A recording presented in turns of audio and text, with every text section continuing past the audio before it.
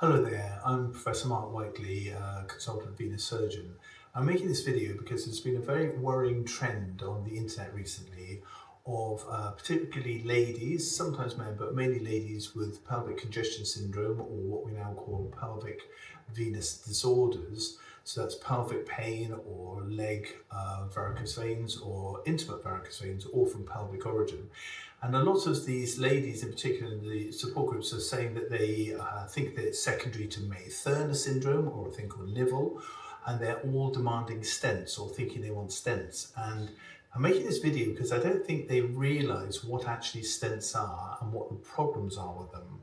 And as I'm going to come back later and talk about it, you really have to earn your stent, and you need to remember that because the stent should be your last thing you think of doing.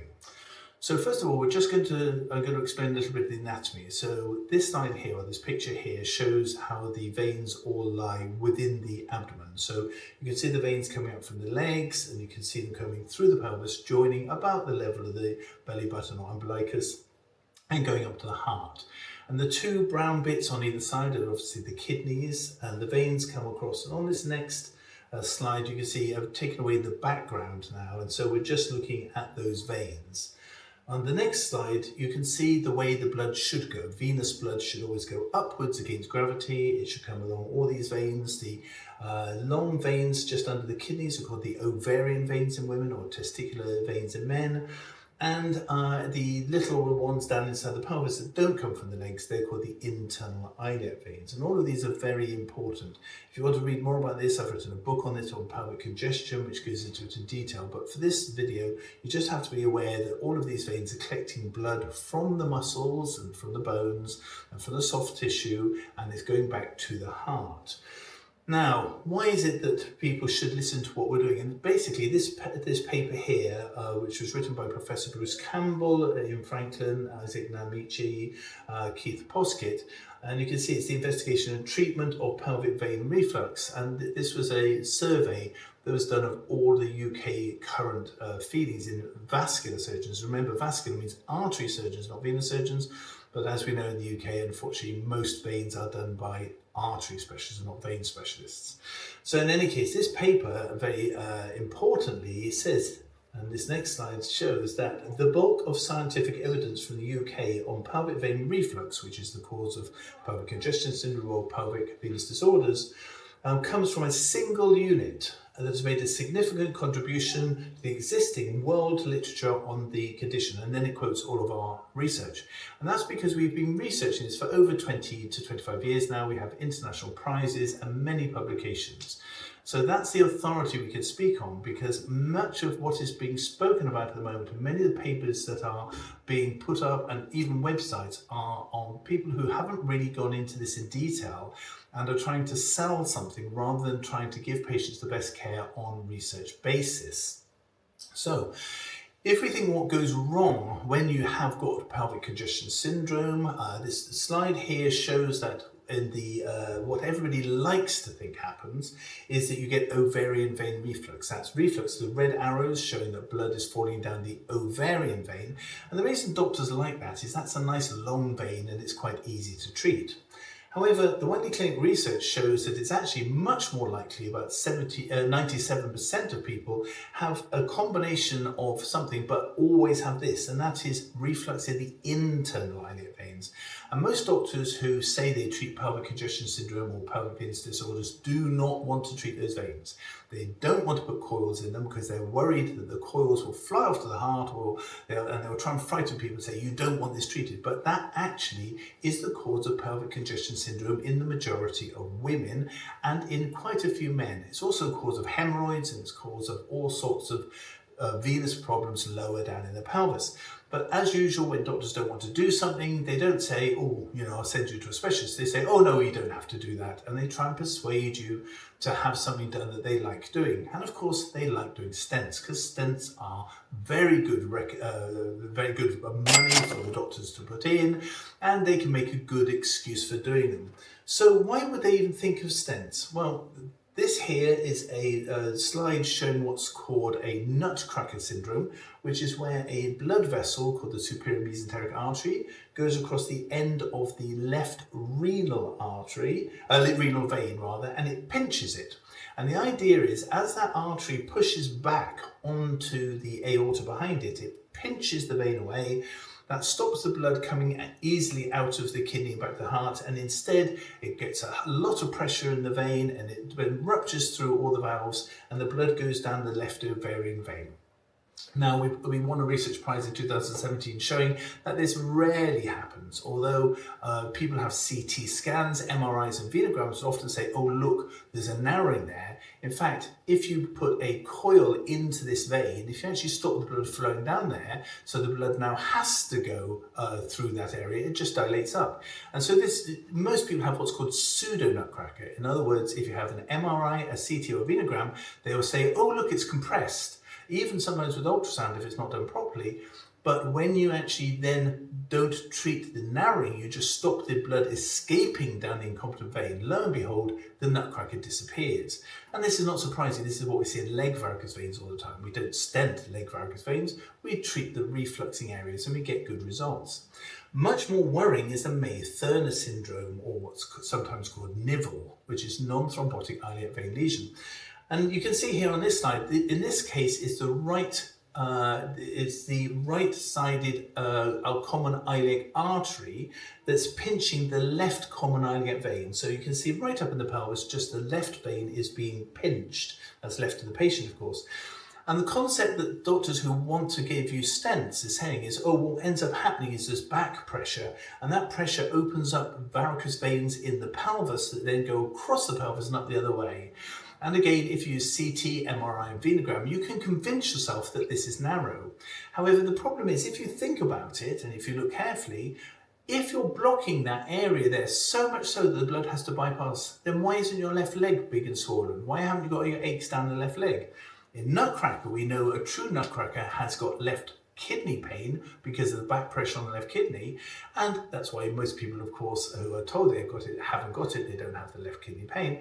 And in this situation, people who have got the same symptoms, they haven't ever had a deep vein thrombosis on the left, they don't have a more swollen leg on the left, they don't have worse varicose veins on the left, and because of that they have the same symptoms and signs on both legs, yet for some reason they think that magically this obstruction in the pelvis is causing pelvic congestion syndrome. And there's lots of literature now and lots of evidence, and we're doing research as well showing that actually this is a misdiagnosis in a majority of patients because the MRI, the CT, or the venogram when you're lying flat looks like this is a narrowing, but in fact if you put a pulse of blood up through it when you're standing, in other words when you're walking, it just disappears. There's a very nice paper that I've just reviewed. It shows that in normal people having the normal young adults having CT scans and MRIs, what's called cross-sectional imaging, for non-venous reasons, for completely other reasons, who have no vein problems at all. 65% here to have a May-Thurner syndrome, and that's just because if you lie down flat and you do cross-sectional imaging, it looks like it's narrowed. Now, unfortunately, if you have the normal varicose veins in the pelvis due to pelvic vein reflux, in other words, varicose veins, and you happen to have an MRI, CT or venogram by an enthusiast who says, oh look, there's a narrowing, you will be misdiagnosed as May-Thurner syndrome or non-thrombotic iliac vein lesion, and you'll be recommended a stent. Does that matter? Well, it does matter, and it matters terribly. And the reason is if you want to block a vein, you can put a platinum coil, a metal coil in, which, although it sounds horrible, actually these are medical grade platinum, which the chance of being allergic or chance of having a problem if they're put in properly by specialists is phenomenally low. And once they're in that vein, they've got little spikes on them, the new ones, they can be placed precisely and moved if they're in the wrong place. And they're very, very safe if they're put in properly, but they permanently destroy the vein. And once that vein is destroyed, it is destroyed. That's great news. The problem is, if we then go on and look at what a stent does, a stent is completely the reverse. It opens the vein up. It holds the vein open. Now that's a real problem because you shouldn't be saying, do I need cords or do I need stents? Because they're treating different things. If you have got varicose veins due to reflux, which majority, about 98% of people with pelvic congestion syndrome have got, you just need those varicose veins coiled. You need to have them taken away. If you are the 1 or 2% of people who do have a narrowing, and it's a fixed narrowing, and there is high pressure, and you do have a true May-Thurner syndrome with a previous deep vein thrombosis or a big swollen left leg, sure, a stent is fantastic because it holds the vein open. So it's not a choice, do I have a coil, do I have a stent? It is what condition have you got? Have you got reflux? You need coils. Have I got obstruction causing reflux? You need a stent. The problem with saying, let's just go for a stent, is there are complications with stents. When you put stents in, you've got the usual thing, you can get an infection, you can get a bleed, you can get a bruise. Those are all quite small complications. I wouldn't worry about those. The problem is, once you have a stent, it is in there for life. And the real problem with it is, firstly, it can block off by what's called thrombosis. It can clot. So you'll almost definitely need to have anticoagulation for 3, 6, 9 or 12 months. And it may even be longer in the long term, but it's always at risk of clotting.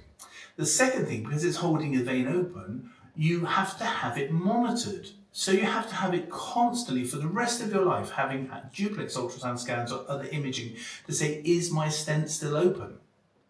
If it was put into a vein that isn't squashed, that isn't actually held very, very tightly, then it's free to move. And a lot of these will end up, if they're put into normal veins that didn't really need them, these stents can then migrate up to the right side of the heart, which is not a good thing to do at all.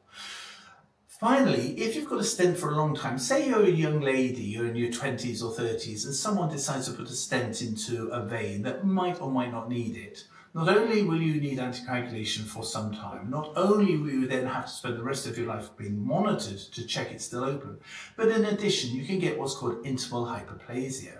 So the action of the metal on the vein itself causes like a bruising effect, and that ends up with the growth of the vessel in through the interstitials into the bits of the stent, and it actually starts blocking the stent off, not by clot, which you might be able to remove, but by actual tissue itself. So you've potentially taken someone who didn't need a stent, and then you're destroying a normal vein that will end up in the long term needing to have some sort of bypass or major treatment for it. So really, if you think about it, you can see why you shouldn't be asking for a stent. You should be turning around and saying, do I really need a stent? And you should only be having a stent if you truly need it. Hence the phrase I always use, you have to earn your stent. The majority of people with pelvic congestion, and it is a common condition, much more commonly thought, but the majority are perfectly well treated with coil embolization, with blocking the reflux, and if you do that, these pseudo obstructions and these narrowings that appear on cross-sectional imaging disappear. Before you ever consent or ask for a stent, or say to a doctor, yes, you can do it, or start recommending it on the internet, be absolutely sure that you do need it. Be sure that you've exhausted all other ablation type procedures like coils. Be sure that it is something that you're prepared for, because if you get one of the complications, you'll regret it if in the long term you decide you didn't need it in the first place, because there is no going back.